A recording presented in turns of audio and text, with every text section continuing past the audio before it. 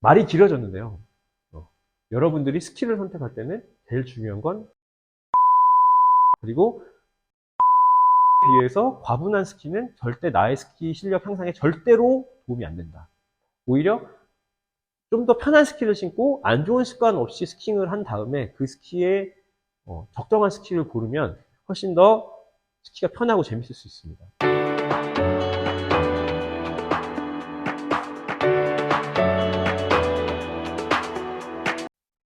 자, 이렇게 전체적인 스키의 특성, 장비의 특성을 좀 알아봤고요. 이제 스키어 수준별로 장비를 어떻게 선택하는 게 좋은지 말씀드리도록 하겠습니다.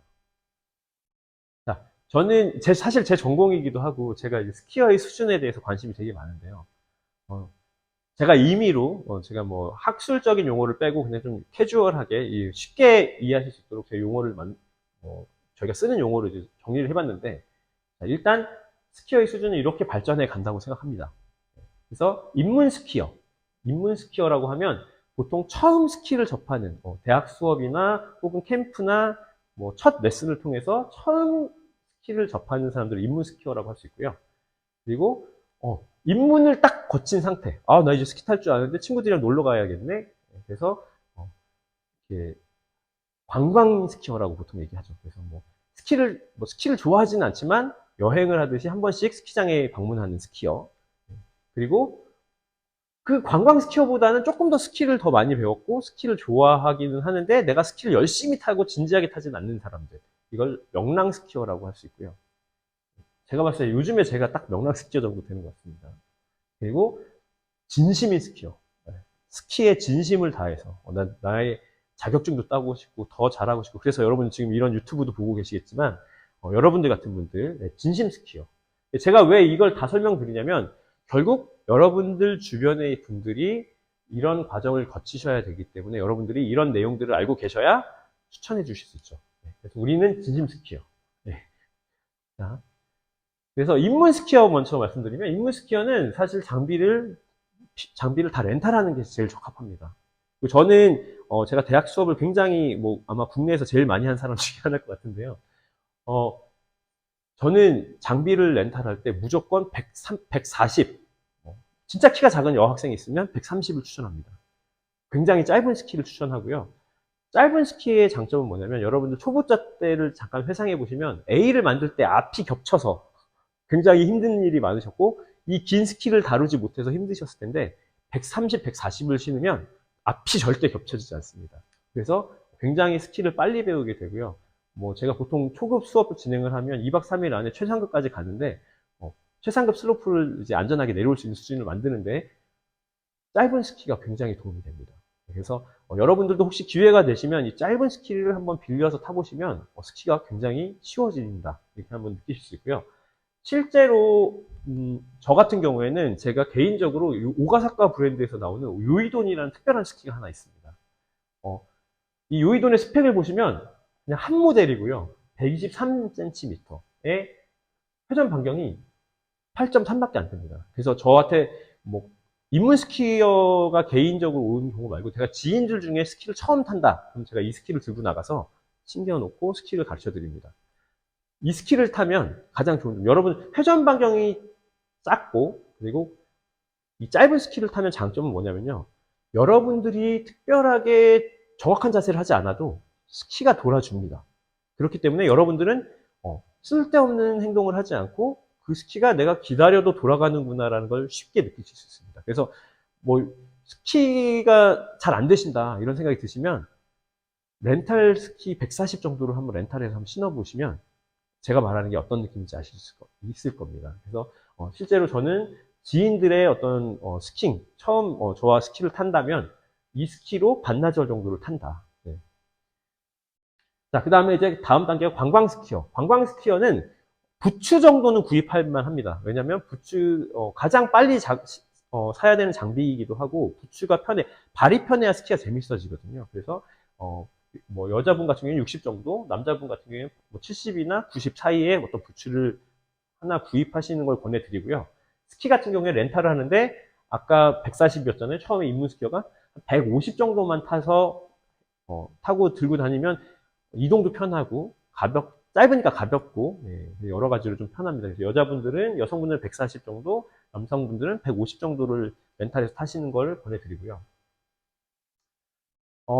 제가 아까 소개는 안 드렸지만 유니티에서 넘버 3까지 나온다고 했잖아요. 유니티 3라는 모델. 저는 사실은 뭐 이분들은 스키 살 일이 없다고 생각합니다. 이분들은 렌탈해서 타는 게 훨씬 더 이득이고요. 그런데도 불구하고 나는 그래도 스키를 사야겠다 하시는 분들은 이 유니티 3 정도를 사시면 좋을 것 같습니다. 유니티 모델 자체가 약간 올라운드성 모델이고 3 같은 경우에 강성이 되게 부드러워서 되게 쉽게 회전이 일어나는, 일단 무엇보다도 예쁩니다. 제가 제 지인들은 다 유니티 2를 타고 있는데요.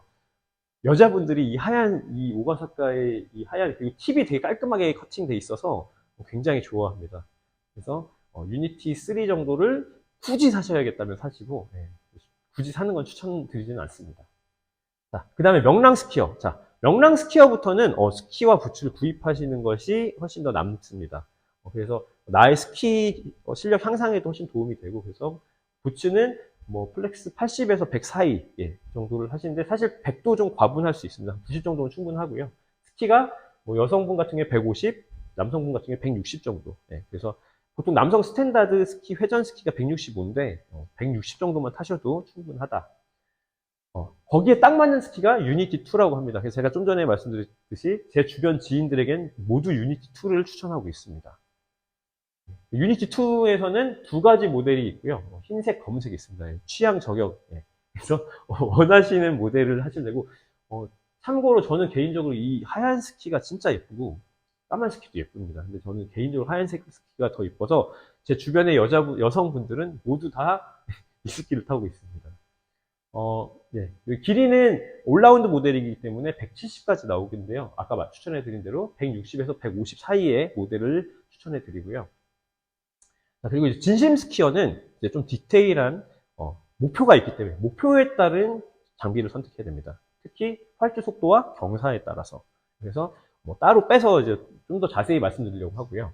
자, 뭐 저희가 레벨이 어떤 스키 기술의 척도는 아닙니다. 근데 그냥 그 정도 수준이라고 우리가 공감할 수 있기 때문에 제가 레벨을 예로 든 거 이해해 주시고요. 레벨 1에 도전하는 스키어다. 그러면 스키는 회전성 올라운드 스키, 그리고 기술계 회전 스키, 아까 말씀드린 스키. 그래서 여성분은 150, 남성분은 165. 여성분도 조금 키가 크시면 155나 60도 괜찮습니다. 부츠는 플렉스 100에서 110 정도를 추천드립니다. 자, 레벨 2에 도전한다. 그러면 회전성 올라운드 스키, 마찬가지 같은 스키고요. 그 다음에 기술계 회전 스키인데 여기보다 조금 더 긴 스키.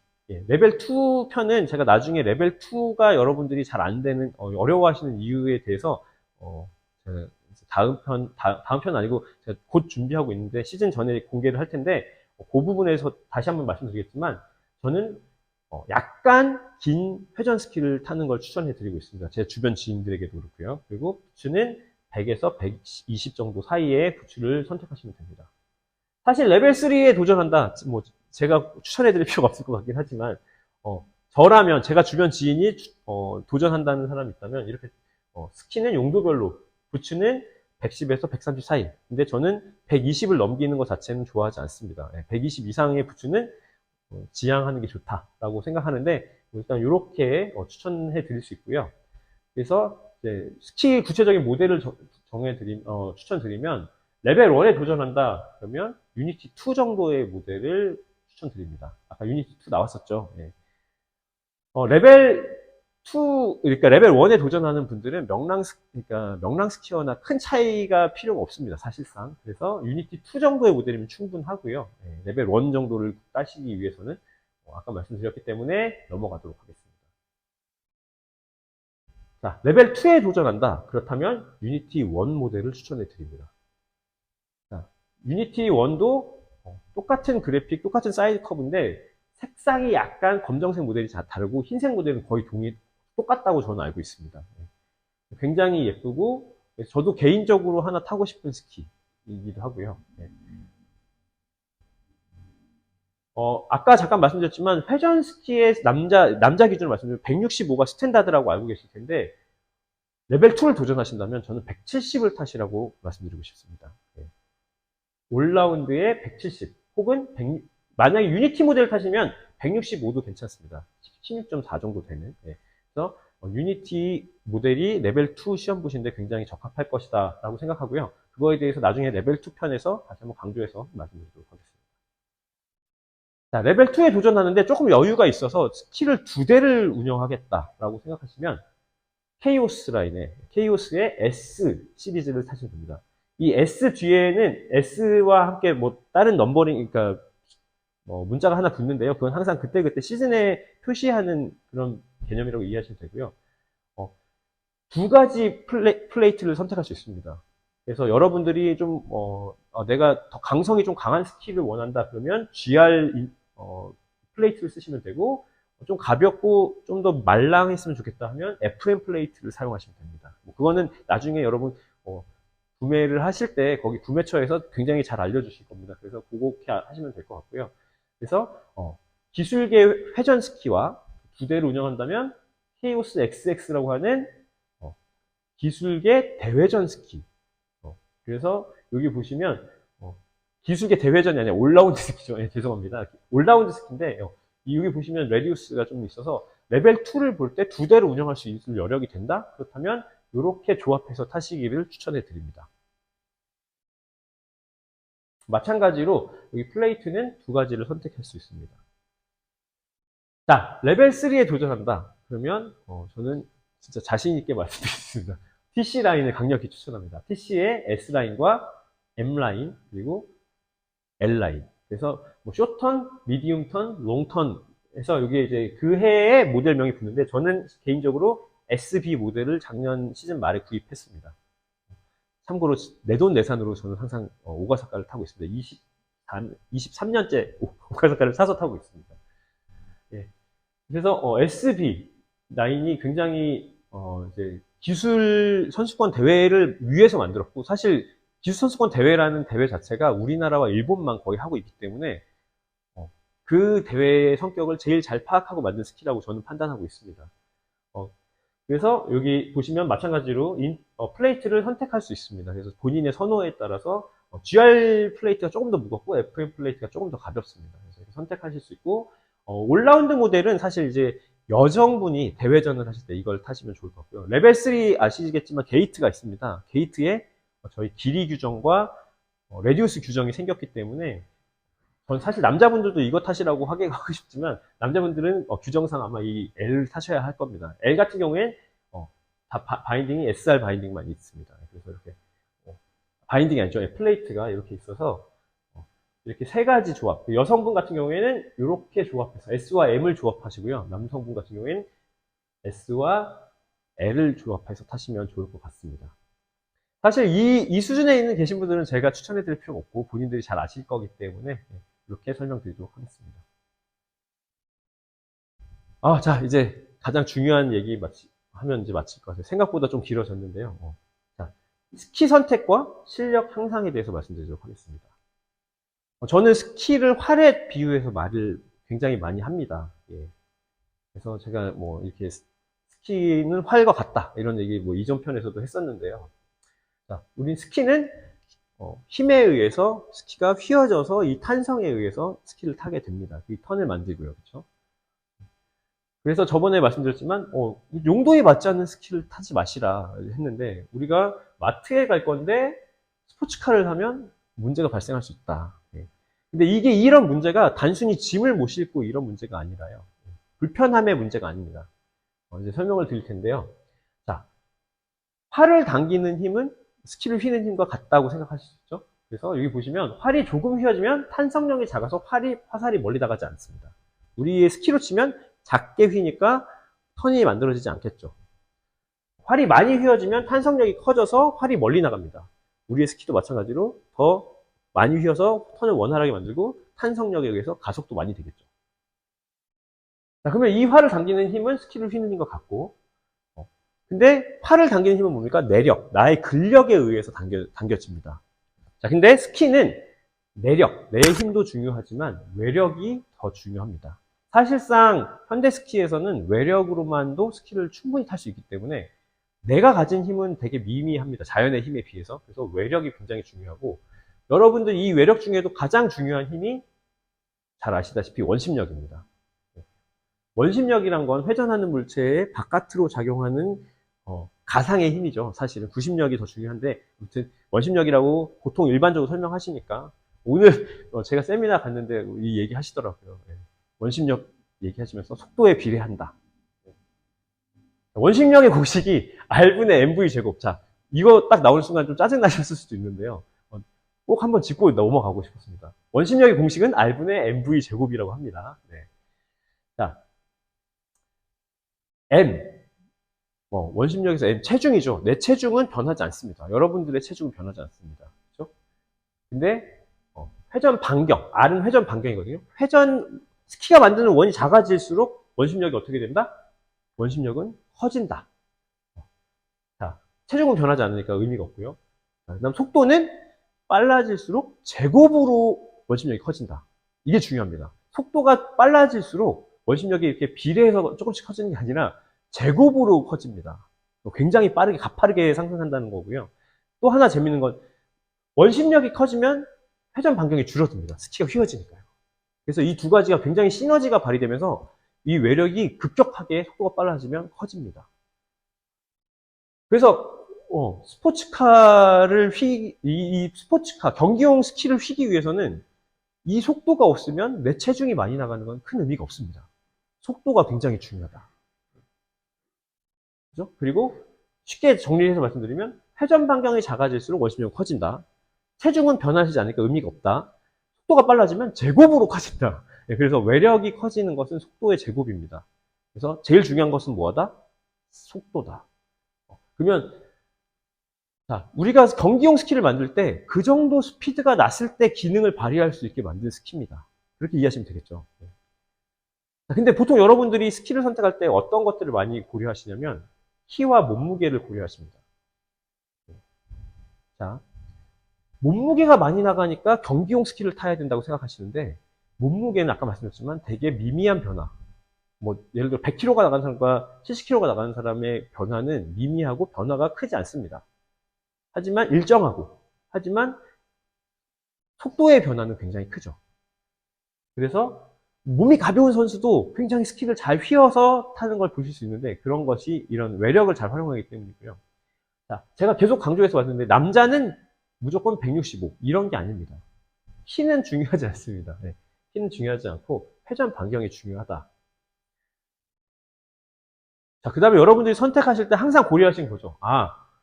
중복 투자하지 않기 위해서 난 앞으로 스키가 늘 거고 난 레슨도 받으니까 높은 수준의 스키를 사도 될 거야 라는 착각을 하십니다. 그게 왜 착각이냐면 스키를 고를 때 제일 핵심 요소는 나의 평균 속도, 내가 스키를 탈 때 평균 속도가 어느 정도 되느냐. 이 스키를 만드는 회사에서는 여러분들의 평균 속도에 의한 외력을 기준으로 스키를 만듭니다. 그렇겠죠. 네. 경기용 스키는 그 정도 스피드가 났을 때 위력을 발휘하고 힘이 나오는 거고요. 아마추어 스키는 그 정도 속도가 나지 않아도 힘이 나오게 만들어준 거죠. 이해하셨나요? 네. 자, 다음 레디우스가 굉장히 중요합니다. 우리가 체중은 선택할 수 없지만 레디우스는 선택할 수 있습니다. 그래서 제가 아까 말씀드린 것처럼 초보자에게는 레디우스가 작은 스키를 태워서 그럼 어떻게 되나요? 외력이 커지죠. 원심력이 아무리 작아도 커질 수 있습니다. 내가 큰 힘을 쓰지 않아도 회전 반경 자체가 작아졌기 때문에 외력은 커집니다. 그래서 스키를 더 잘 휠 가능성이 많고 끝으로 경사가 굉장히 중요합니다. 경사는 두 가지 측면에서 중요한데요. 속도를 빨리 만들어주는 게 경사죠. 네. 그래서 여러분들이 경기용 스키가 타는 슬로프를 생각해보세요. 가파른 데서 굉장히 빠른 스피드. 그 스피드에서 스키를 탈 때 만들어지는 힘을 버텨낼 수 있게 만든 스키인데 그 스키를 여러분들이 어떻게 초중급에서 타시면서 힘을 만들려고 하시니까 얼마나 힘들겠어요? 네, 어렵겠죠. 뿐만 아니라 경사가 심해질수록 저번에도 말씀드렸죠. 경사에 의해서 자연스러운 엣지 각이 유지가 되기 때문에 기본적으로 경사면을 되게 고려를 많이 하셔야 됩니다. 그래서 가장 중요한 거 뭐냐? 스키 선택할 때 내가 어느 정도 스피드로 스키를 타고 있느냐. 이게 굉장히 중요하고요. 자, 그래서 결국은 어떻게 되냐? 자, 제가 저희 첫째 아들에게 이 아들이 잘 크고 운동신경도 없지 않으니까 어린데도 불구하고 거의 청소년용 자전거를 사줬습니다. 그래서 여기 보시면 안장에 앉아서는 발이 닿지 않아요. 그래서 안장에 내려온 상태에서 까치발을 이렇게 해야 간신히 자전거를 탈 수 있습니다. 이런 자전거를 사줬죠. 왜냐하면 중복 투자를 방지하기 위해서. 근데 이 아이가 얼마나 힘들었을까요? 큰 자전거를 다루기 위해서 몸에 버겁고 서기도 힘들고. 그래서 다행히 이제 아이들은 자라니까. 그래서 자라서 이 자전거를 다룰 수 있게 됐습니다. 자, 근데 우리가 스킬을 이렇게 생각해 보세요. 나에게 과분한 스킬을 내가 레벨업을 할 것까지 계산해서 미리 구입을 한다? 근데 우리는 잘하지 않고 레벨업은 쉽지 않아요. 왜냐면 스킬은 휘어져야 되는데 우리는 스킬을 휘지 못하죠. 딱딱한 스킬을 샀기 때문에. 우리의 수준에 비해 높은 스킬을 탔기 때문에 휘지 않습니다. 그렇죠? 그러니까 휘지 않는 스킬을 다루려면 뭐를 해야 되죠? 뭔가 다른 것들을 해야 스키가 돌아오겠죠. 그러다 보니까 안 좋은 버릇이 자꾸 생기고 안 좋은 습관이 생기게 됩니다. 스키는 그냥 가만히 체중만 실어도 돌아가는 건데 그렇게 하니까 안 돌아가. 너무 딱딱해서. 그래서 여러분 뭐예요? 이상한 것들을 하기 시작하시는 겁니다. 자, 마치 이것과 같습니다. 무거운 활을, 나에게 과분한 활을 주면 이 활을 당기지도 못하고 다루지도 못합니다. 이거를 하기 위해서 뭐 여러 가지 이상한 동작들을 해야지만 간신히 조금 당길 수 있는데 그 활이 당겨질 때는 언제예요? 이렇게 누군가 도와줬을 때, 뒤에서 어른이 잡고 도와주면 이 활이 당겨지겠죠. 자, 근데 문제는 여기서 발생합니다. 여러분들에게 이 어른은 누구냐면 스피드입니다. 아까 말씀드렸죠? 스피드는 제곱으로 커지는 힘을 만들어주기 때문에. 여러분들이 과분한 스킬을 신고 나의 실력에 비해서 과분한 스킬을 신고 스피드가 빨라지면, 턴이 안 만들어져서 스피드가 빨라지면 그때 오버스피드가 됐을 때 스키가 휘기 시작합니다. 자, 이게 어떤 문제가 발생하냐면 오버스피드로 인해서 스키가 휘어지는데 여러분들이 그 힘을 감당할 수 없겠죠. 강성이 세고 이 힘이 갑자기 어떻게 됩니까? 내가 놓는 순간 튀어나옵니다. 그래서 만약에 이 아저씨가 얘기하지 않고 이 활을 놔버리면 어떻게 될까요? 애가 이 활 시위와 같이 딸려 나가는 것처럼 여러분들이 스키를 타다가 카빙을 배워서 막 이제 스키를 타다가 갑자기 하늘로 치솟는 빵 하고 튀어나가는 현상이나 혹은 우리가 기선전에서 회전 스키를 나오는 일부 선수들이